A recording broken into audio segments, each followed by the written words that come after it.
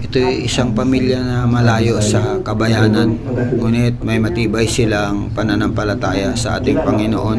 Wala silang iniisip kundi ang purihin ang Diyos.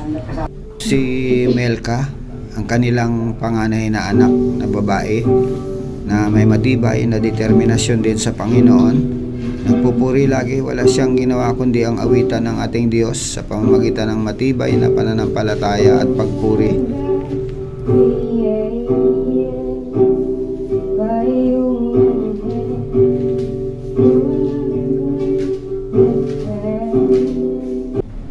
Ang kanilang mga magulang ay parehong bulag. Pinalaki sila sa pamamagitan ng pagsisikap. Kahit sila ay may kapansanan, nakayanan nilang buhayin ang kanilang mga anak. Ito naman si Kalinga Prab, isang charity vlogger na ang tanging layunin ay ang magpahalaga sa mahihirap. Damayan sila, tulungan, pag-aralin, bigyan ng pabahay at bigyan ng scholarship para sa pagtatapos ng mga bata. May puso rin siyang makadiyos, naglilingkod sa Panginoon ng buong tatag at may pag-ibig sa kapwa na naghihirap. Pinagtagpo sila ng Panginoon na parehas na may matibay na pananampalataya sa ating dakilang Diyos. Pang itong si Kalinga Prab ay damayan ang mga katulad nitong kapuspalad. Bilang kung nag-aaral ka na.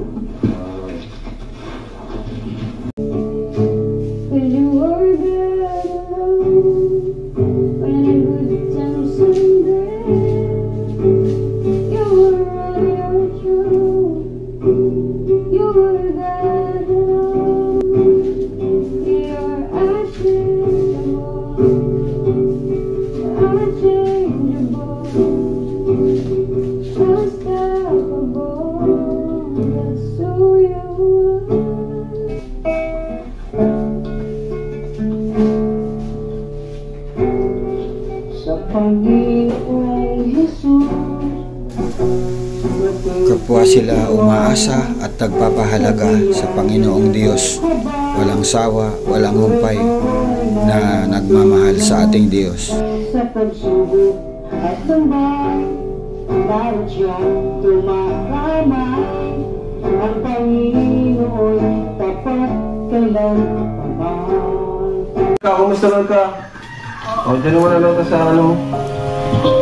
Nandito po si Melka. Ito bang Melka lahat? Kayo nagtanim nito? Yan? Opo, si Papa. Si Papa mo? Opo, tinutulungan po namin siya. Natulong ka? Ganun? Grabe. Kahit maulan, ano kayo no? Tuloy-tuloy? Pag mainit po ay masakit po sa ulo eh. Mas okay pa yung ganito?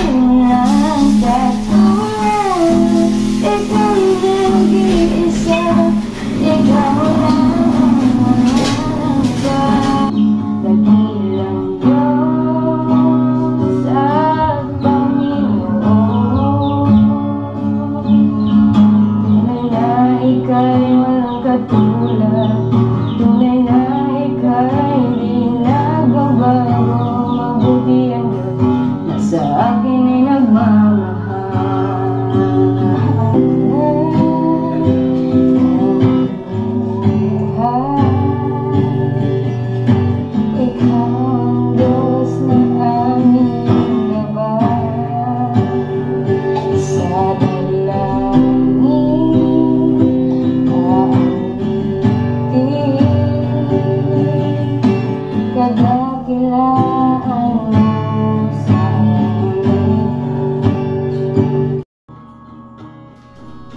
kahit saang sulok ng mundo o liblib mang puok, nandoon ang Panginoon sa mga nangangailangan at tumatawag sa Kanya, sa mga taong may matibay na pananampalataya at pag-ibig sa Diyos.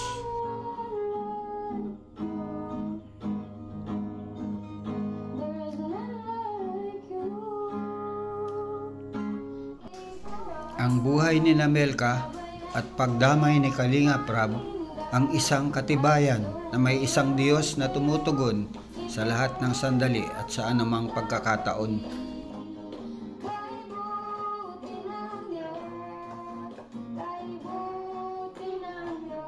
So, ayan po mga Kalingap, thank you po sa panonood sa kwento ng buhay ni Melka at ang kanyang pamilya. So, bibigay po tayo sa kanila ng pera bilang tulong po sa pamilya nila habang tayo wala dito. Bigyan sila ng panggastos sa araw-araw. Ano? And nakaraan po, nagbigay tayo ng 5,000 plus yung groceries natin na binigay natin sa kanila sa kabig. Sa Panginoong Jesus na pinagtitiwala sa biyaya niya habang buhay ko'y may kailangan sa pagsubok at lambay. Bawat siyang tumakamay, ang Panginoon tapat kailanman.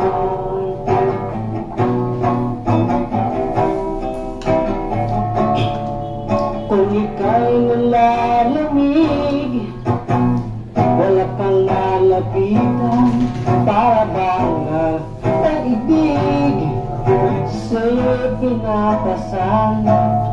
Alalahanin mo sana, minamahal ka niya, ang Panginoon'y tapat kailanman.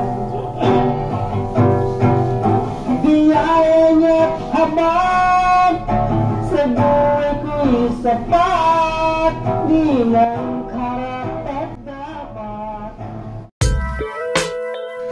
Suportahan po natin si Kalinga Prab at ang buong team Kalingap. Salamat po.